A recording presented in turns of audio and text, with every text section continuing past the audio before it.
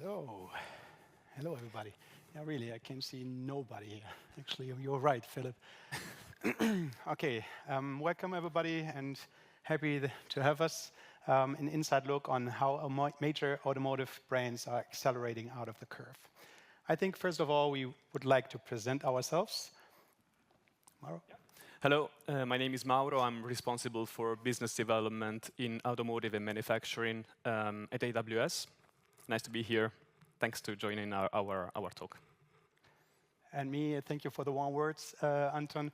I'm Niels. I'm an industry advisor. I was more than 12 years at the Volkswagen Group, and before that, I was in the consulting. And in 2022, I opened my own business in terms of consulting in that space, especially in terms of digital transformation. And the photo, a short topic here, it looks a little bit like a debate, right? It's not the US elections. We are not Republican and the Democrat, on the ties you can see. We will have hopefully a good conversation, and hopefully you interact with us as well a little bit afterwards.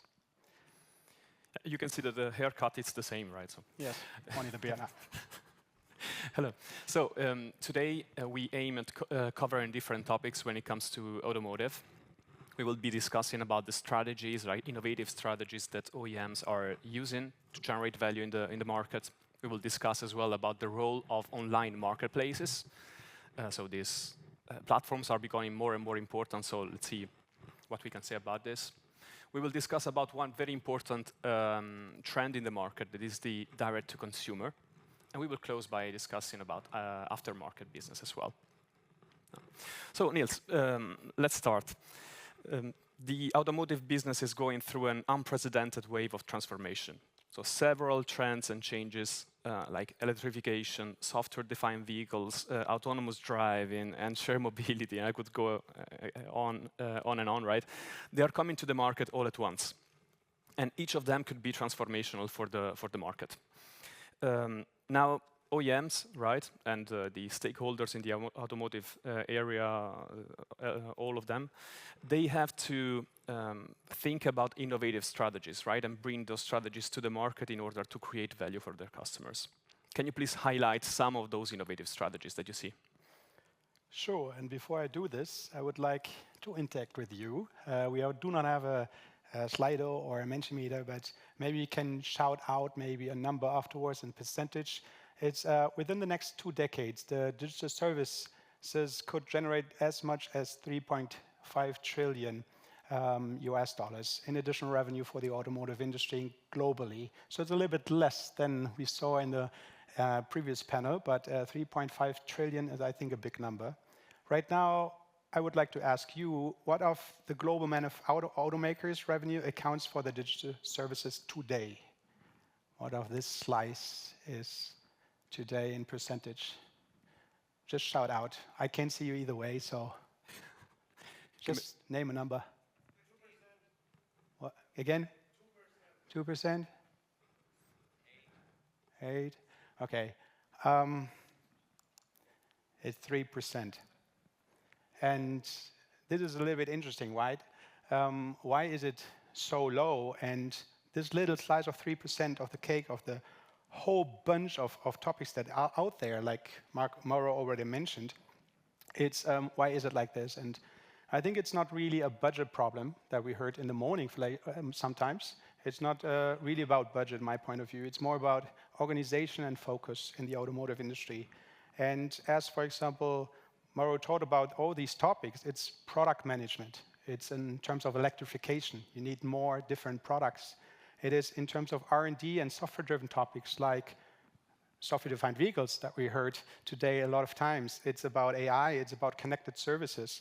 And as I was in Las Vegas in the beginning of the year on the CES, there are a lot of technology providers out there, a lot of them, a really bunch of. I think the topic is how you can get all this together. I think that is the main question that you have to answer yourself. And what I can see actually to create this big vision, how does OEMs do it currently? There are maybe 2 topics. One is internally and one is externally. The internal topic is they try to make really in-house. They try to put the software competences within their companies. One good example, maybe not a good example, but one example is around the corner, it's Carriot from the Volkswagen Group. They started actually with software-defined vehicle topics, so Carriot is actually car, IM, digital, and then afterwards they put on topics like e-commerce and CRM and all this customer experience stuff. Yeah? So it went up like through the roof and too much to organize by themselves. And then the question is, okay, how you can get all this stuff together. One topic that, for example, Volkswagen is doing, they cooperate or co-petition. It's meant like you cooperate with even competitors like Xpeng or Rivian in the United States.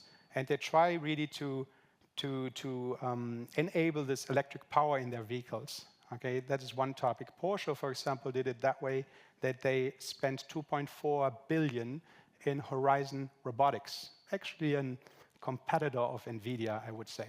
So it's really interesting. But this is one point.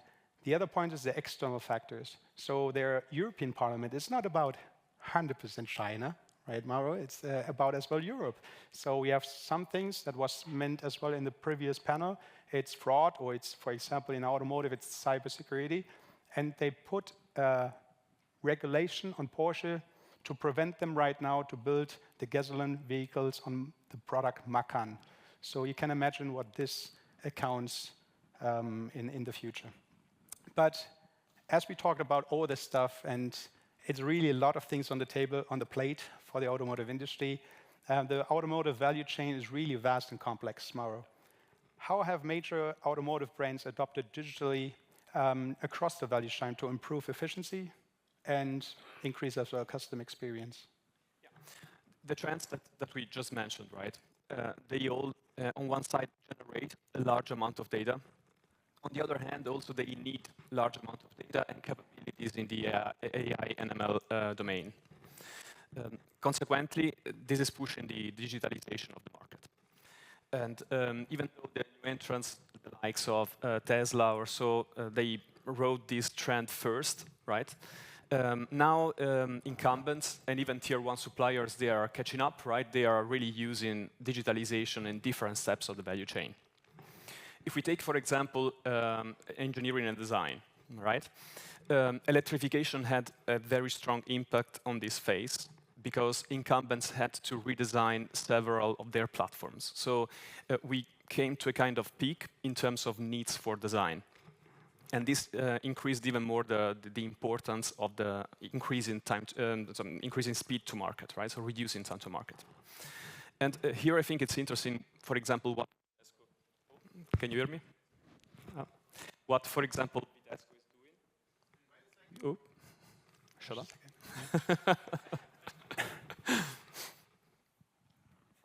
Sorry, we have a just leave it. Okay, okay, too late.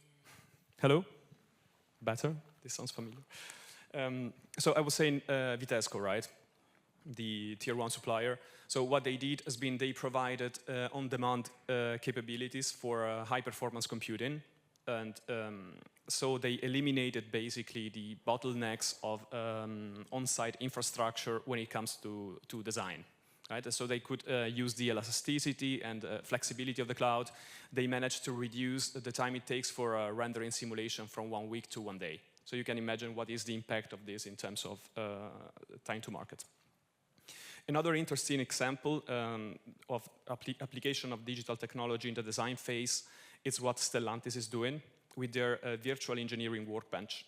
So what they managed to do basically is they realized that software development is becoming more and more important in automotive, of course, and therefore realized that what was done in the early days, right? So designing the software after that the hardware has been defined and designed, this was not applicable anymore.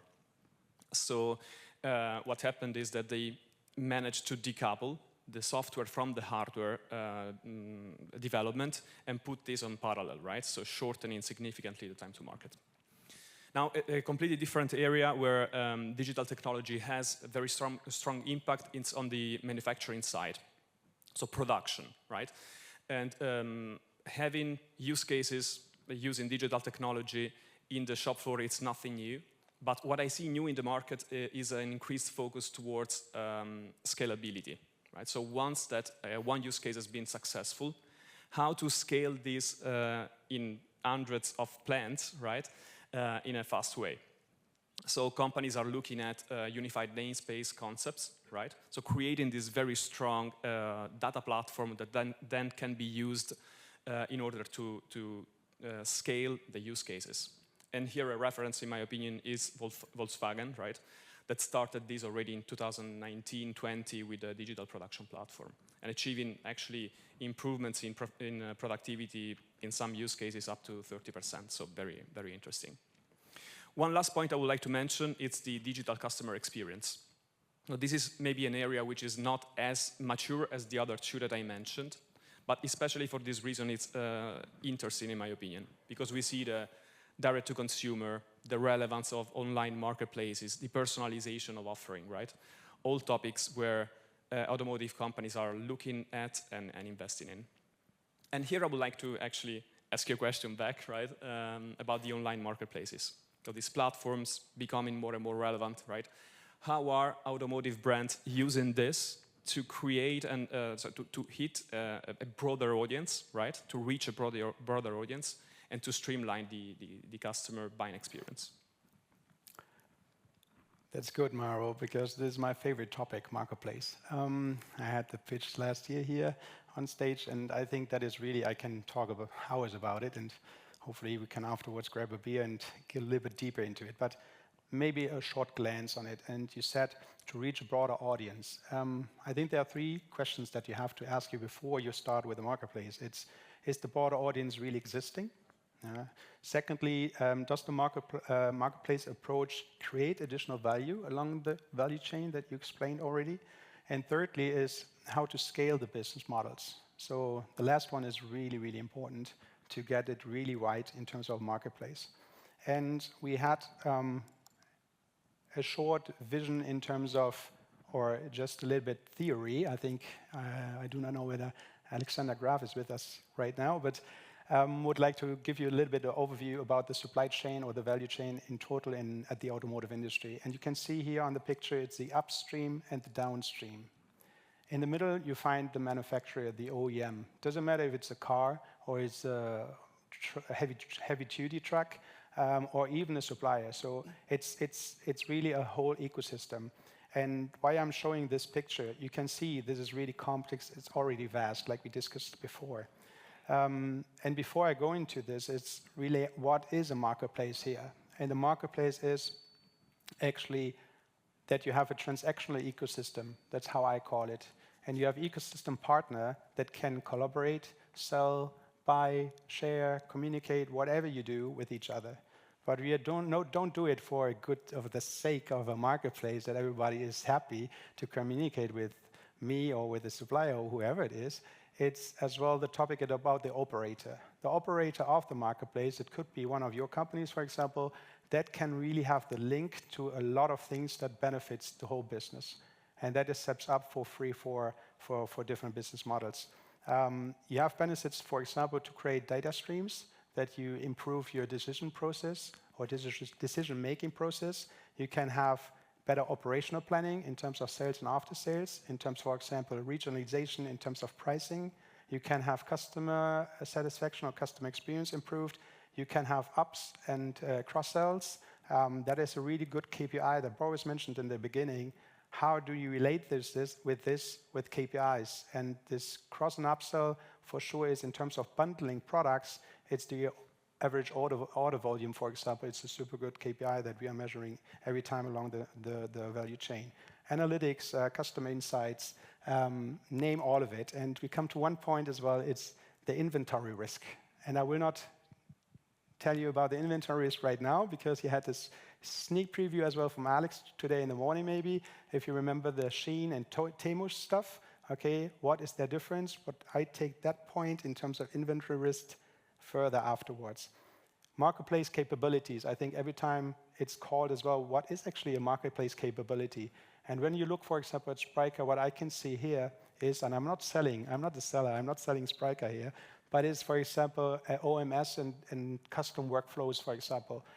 with what they call the state machine. I love it because I can customize it, and whatever you need, you can design it really simple, and you engage with the customer.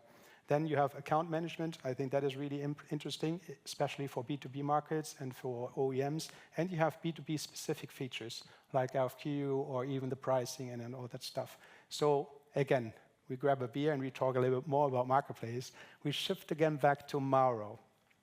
And the question is right now, looking a little bit more about the overall sales experience. What are the main customers' priorities and what are OEMs doing here? Yeah, when talking about this topic, I would like to start from a figure that comes from a BCG study. Only 52% of customers declare that they are fully satisfied with their customer journey. Right? And if you look at China, this number falls to 37%. Now, it's very interesting to see that if we take only the first part of the journey, so the discovery and awareness phase, then these figures are lower. Actually, 1/3 for global customers and only 20% for China, which is the most important market for automotive. Now, this is pretty interesting to me because customers are asking for more technology in this phase of the journey. And in my opinion, it's one of the areas where it's easier to introduce digital technology. So I think that clearly these figures say that something has to change, right? Or at least that there is space for improvement. Now the question is, what to be done? And here, based on what I read and also the discussions I have with consumer like us, right, like ourselves, what I hear is that customers want to have an experience that is more similar to what they have in other consumer categories. So a couple of features I would like to highlight for the automotive business.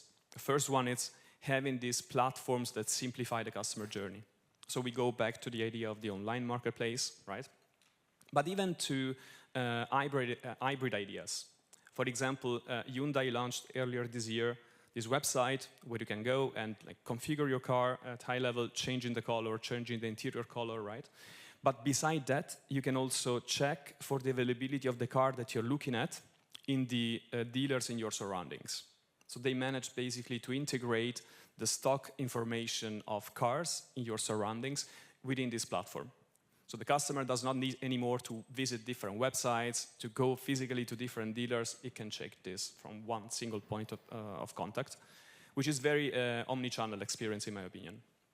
And another thing that customers are asking for are these virtual showrooms. So having the possibility from your sofa, right, to have this look and feel experience of your car. And I think it's interesting what Ferrari is doing here. They have a website where you can change really the details of your car, right? The colors, the interiors, the material, really the details and add-ons and so on, making it very concrete. And of course, Ferrari, it's a niche market, unfortunately for us. But I think that the idea is applicable to other brands as well. The last point I would like to mention is personalization. Customers, and especially younger generations, they expect that brands treat them with personalized content, right? So that they receive personalized recommendation when getting into a website, but also when interacting with customer support. And I think that here also a key point it's digitalization, because it's around having a strong, let's say, a strong customer profile with different level of information. And here again, I would like to mention one company which is called Cox Automotive. They are in the auto tech business, right? They have different websites. What they did some years ago has been to create a 360-degree customer profile and then use it to personalize the customer support, but also the marketing activities and so on. But we cannot discuss about customer journey without mentioning a prominent trend that is in the market, that is the D2C, right? So the direct to consumer. How do you see OEMs using this trend to create and manage relationship with end customers directly? And what is the impact for traditional dealers, in your opinion? Okay, yeah, D2C. I think we have to define some topics here and some wording. The D2C is a direct-to-consumer. I think everybody knows. But at the end of the day, my point of view is that the automotive industry still sticking to B2B. They want to be maybe a B2C, and everybody thinks that is not automotive expert or familiar with the industry, that they sell consumer products. But at the end of the day, I think the supply chain or the value chain is important to have a look at. And this is as well called in the automotive industry the agency model. What does the agency model means actually? That is actually easy to understand. First, the manufacturer, then the dealer or the retailer, and then the customer. It's simple. Set right now.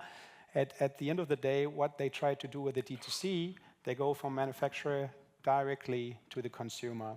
That is not happening in a lot of the cases. We call that a false agency model. It is actually that the retailer or the dealer is included in that journey and receives a commission. It's a 7, 8, sometimes 11% commission of each of the vehicles selling. So that means actually a real dealer is obsolete and a really D2C is happening. It's really not visible. And from my point of view as well, not really essential or really successful from my point of view. Because in the digital age, do you want to really have, remember right now the wordings that Alexander meant today in the morning, do you really want to have this inventory risk, this finance risks, the fiscal risks in terms of having the big asset vehicle on your account? That is a question that the automotive industry is answering themselves right now. Mercedes-Benz, for example, they went through to sign all the contracts with the dealers, have the agency model installed. Funny it is, in Brazil, where I live, we had from Audi side, we were the first brand that had 100% the portfolio on agency model, on the false agency model. Mercedes is returning back again and said, okay, maybe it does not make that much sense. And right now, the answer from my point of view is what? And Mauro gave already a small spoiler on that. It's physical. I love the word. People, I do not see frowning faces here, but I love that word in terms of physic and digital. So online, offline. Okay, so this meant to be that you have a perfect customer journey along the selling process. And I give you 2 examples, simple ones, that you can refer to for sure. It's test drive and it's the trade-in. Trade-in is actually, you have a car, you want to sell it to the dealer, and you receive the new car. So these 2 topics are physical touch points, and I can't believe currently that this will transfer into a digital world. So either way, you have a dealer, a retailer, or somebody else who is executing this. Okay, there are countries out there, like for example Australia, that have own dealerships, almost 100%, but the most of the cases they are independent. I was yesterday or the day before, I was in Frankfurt, and I was in a hotel that was close to almost every Chinese showroom. It was Neo, it was okay, it's not only Chinese. It's Lucid, it's Polestar. Okay, Polestar is, I think, as well Chinese right now from the Geely group. But nevertheless, it's super, super nice, super, super fancy. I tried to make a mystery shopping out of it, and it was really, really nice. The process was digital. Almost everything was digital. No paper, paperless really. The transaction was really, in terms of timing, really minimal.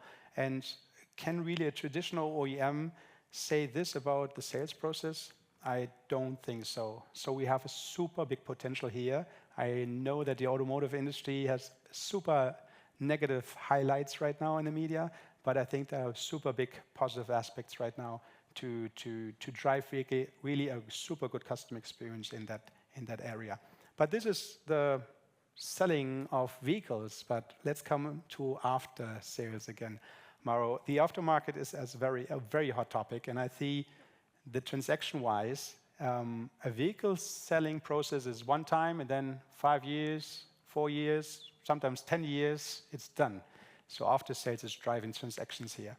And therefore, I think it's a very hot topic. So what are the trends in this area, and what are OEMs doing in this field? Yeah, aftermarket is actually a very interesting segment, right? Because it's an area where brand counts. And it's an area also where margins are normally higher, double digit. Therefore, shouldn't come as a surprise that OEMs, but even tier one suppliers, they are looking at this, right, and focusing on this. Now, aftermarket, in terms of trends, right, global trends, see some tailwinds. For example, the total number of cars worldwide continues to increase. Now we are at the moment at around 1.5 billion. It's expected to grow until 2040 to 2 billions. And while cars are also getting older on average, right? In the last 10 years, they passed from 11 to more than 12 years. So more cars in the road, older cars, right? Therefore, more service potential and more spare parts potential. Also, shared mobility, right, is contributing to this because the average number of kilometers driven by car will increase, hopefully, right? And so these are positive aspects. On the other hand, you also have some negative, let's say, or disadvantages, right? For example, electrification. So cars, an electric car, from a pure mechanical point of view, it's simpler than an internal combustion engine. So this might have impacts on the service side. We will see with time, right? And then a last point I would like to mention when it comes to aftermarket, it's the connectivity of cars. So by 2030, it's expected that 95% of cars will be connected, right, somehow. Then we'll be receiving over-the-air updates. Some of them, they will have remote diagnostic capabilities. And this lays the foundation for a smarter management of spare parts and the service business overall. So companies in the automotive space are looking at this, right? OEMs are getting into aftermarket more and more, but we see different patterns. So for example, the premium German brands, they are more selective normally. They look at captive market. While you have other stakeholders, like other companies in the market, they are a bit more aggressive. I like, for example, the strategy of Stellantis. They are getting into the aftermarket at different levels.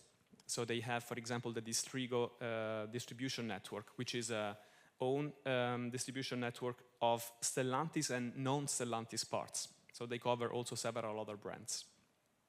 They also have the Euro Repair, which is a network of more than 6,000 garages globally, but focus on Europe and South America.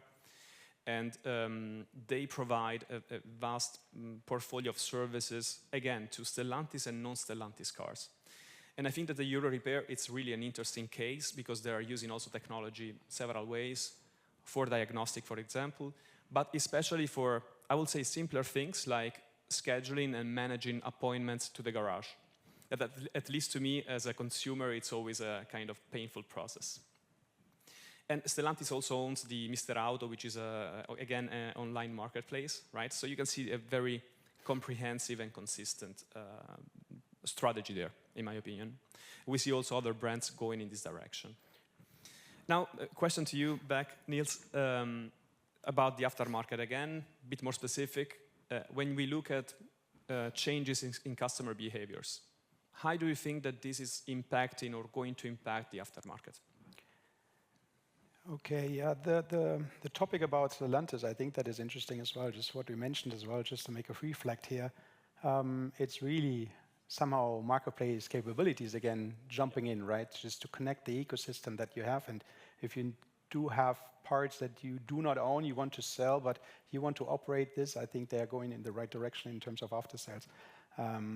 Okay, yeah, the question related to the customer behavior. I think everybody knows from us and who's driving a vehicle, if you buy a vehicle and then afterwards you receive a phone call or whoever it is, or you have a light that's blinking up in the infotainment or in your digital cockpit, nobody wants to have it, right? So the less interactions with the dealer, the less interaction with the workshop, that would be perfect, right? So, and as well, that goes for actually the sales experience. So what we talked about, the selling, the physical topics, or the unified commerce in the commerce language. So it should be really easy and intelligent buying experience. And we need as well in this panel hit the AI, right? So, but I do not go into detail because we heard it a lot of times today, but as well AI can support on this easy selling process that is getting more intelligent. Yeah. For example, really the increase of digital solutions, for example, the agent assist, what we heard in the panel before as well. In B2B, I think that is really interesting as well. One KPI, what I want to mention here is the return rates. So it's maybe not really customer behavior, but in terms of what does the OEM do in terms of to decrease the return rates. And as well there, AI is hitting in because I can create some capabilities in terms of B2B functionalities, and that should be really easy ones, like a recommendation to find parts easier in terms of search. So I think that is really the automotive industry is lacking. I think Teresa in the panel before said it as well. So I think there's a super huge potential to use this. Further examples that you mentioned as well, Mauro, was predictive maintenance. And predictive maintenance is interesting in that case that a long time already, the Volkswagen Group and a lot of other people using the electronics within the vehicle just to understand the vehicle driver behavior, but as well in terms of any failure that pops up digitally. And it's transferred and automatically to the dealer, to the retailer, just to support you in doing so. And that is interesting as well because it's a long time out there, but as well, the perfect fit, I think nobody has. So yet, maybe one of the Chinese I heard in the past this week as well, that there was a really good experience in terms of just signing it. They called them, they picked the vehicle up, they brought it to the workshop, and the only thing that needs to be done was a digital signature. I will not say the brand because I don't like that brand. So there are some more benefits as well in terms of using all digital tools and what can you do with the personalized services as well. We heard a lot of time today. Then the speed and convenience is really important, my point of view, and that will change in terms of customer behavior because the next generation will be, if they're driving vehicles, they want to have a really speed and convenience response. And we have one topic in the morning as well in terms of pricing. And pricing is a really heavy discussed topic. We saw in the morning as well, there was a little bit different opinions, and that is good to have it. But I think the topic in terms of pricing is not about what is cheaper and what is more expensive. It is more that you have a transparent pricing, that the customer does not feel, how can I say it more? It's not treated fairly. Exactly. So that you're really thinking you're treated fairly. And I think that makes transparent pricing. I think that is a really big gap that we have currently as well in the automotive industry. And I give you one example in terms of pricing as well. And that reflects the customer behavior and what the OEMs are doing currently. So everybody knows the Chinese products come into the market. Most of the cases, they're cheaper than the German brands, for example, the traditional OEMs maybe. And the point here is actually that how can the OEM impact this price difference? And one topic that Stellantis did is they reduced the guarantee period from, for example, 4 years to 1 year. And that is good in terms of pricing, but opens a totally different market structure. And again, I can link this to the marketplace capabilities. Why? Or the marketplace scenario? Because different stakeholders in the ecosystem, like suppliers, like independent workshops, they can get a bigger cake out of the servicing the vehicles. Because right now, like Apple did, for example, you can see after 1 year, you can go to an independent market workshop and really service your vehicle. So you can see there's a lot of things you can talk about actually that you link actually to customer behavior and how the structure of the market will change. And this is a volatility that we can see in the automotive industry currently drastically. Every month you have different actions. Actions will guide to different structures, and it is like a circle, and it's rotating really, really heavy and really, really fast. Yeah. Okay, Mauro. As we already designed it, and this circle is spinning really, really fast, it's a highly competitive market. What key factors do you believe will determine in which automotive brands thrive and which may struggle? How can companies ensure they stay ahead of the curve? This is a $1 billion question, right? And I wish I know for sure. I will be working on a kind of investment banking or so. But I think that's what we said so far, right? That volatility in the market is very high. And the market is very fluid at the moment. So I think that flexibility and adaptability play a very important role today and will play in the coming years. And so in this sense, I tend to agree with the Darwin statement, right? The most adaptive survive. I will go in this direction. I think, for example, about electrification, there was a time like 4 or 5 years ago where it seemed that companies doing only electric vehicles, right, they will benefit from it in the market and grow forever, right, and take most of the market.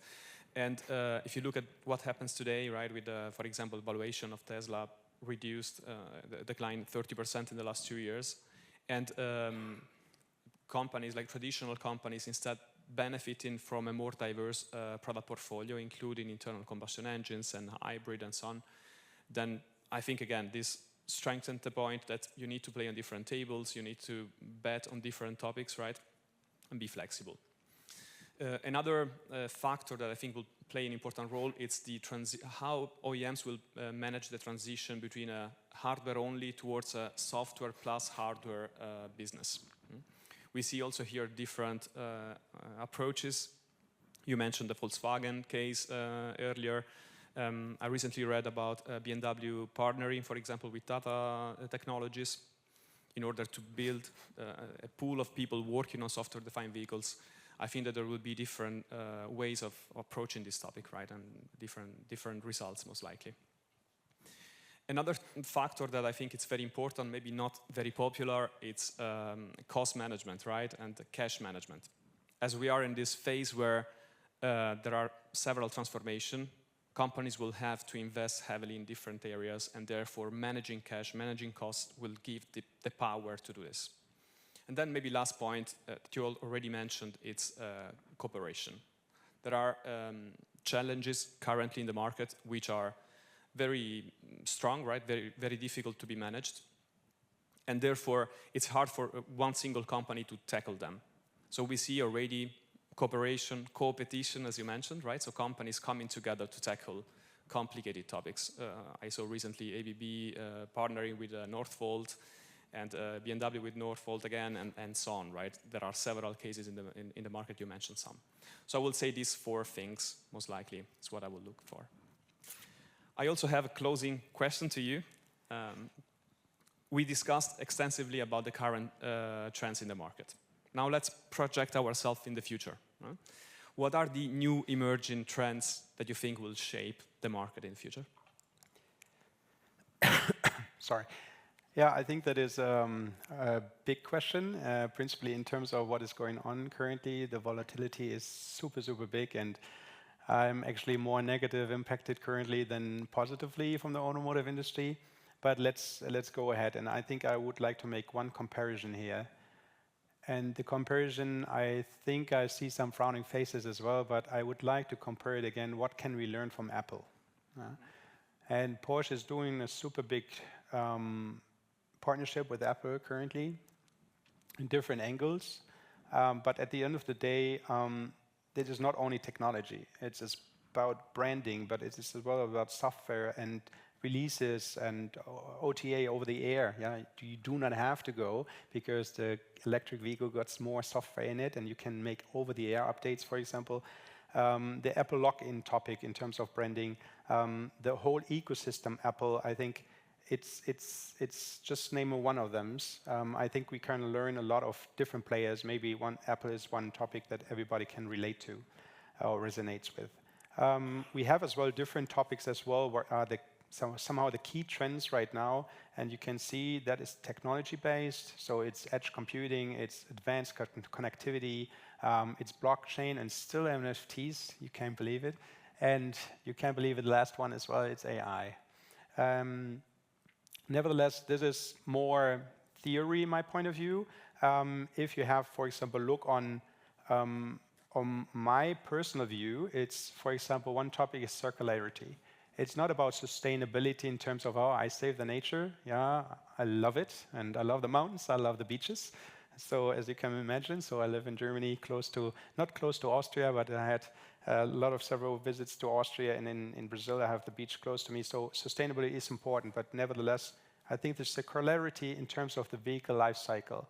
You have one data, one vehicle, and one customer life cycle, and you bring all this together, and you can use it in terms of sharing. The used car gets really a shared subscription, and I think we have a lot of potential as well to use this. In terms of electrification, for sure as well, there are a lot of things in there, and we can see it, for example, in the American market that the electric vehicles still, after 2 years, the residual value, so the used car price drops drastically. So nobody would buy, for example, Taycan currently, and maybe you lease it, or even better, you subscribe it. I think that is the future, still a small hat that we see that is really the curve. It's in terms of technology and the battery manufacturing is really stable, that this is not a price drop afterwards. The OTA updates, I think that is really important from my point of view as well. So the whole ecosystem as a back-end vehicle, like what was originally planned, you remember Carriot, I think that is a really right topic. But at the end of the day, how you increase your customer experience within your car, I think that is important. And I think future, maybe you have a look on companies like D-Wave or Terra Quantum AG, so we are getting a little bit nerdy right now, but there are some topics that are on top of AI. And I think that will be in 5, 10, 15 years, this will be a really relevant factor in terms, for example, quantum computing. With this said, we come to an end, Mauro, and I think we are almost good on time, a little bit delayed maybe, Anton. And we have some key factors here, how you can accelerate your business or what you have to take care of.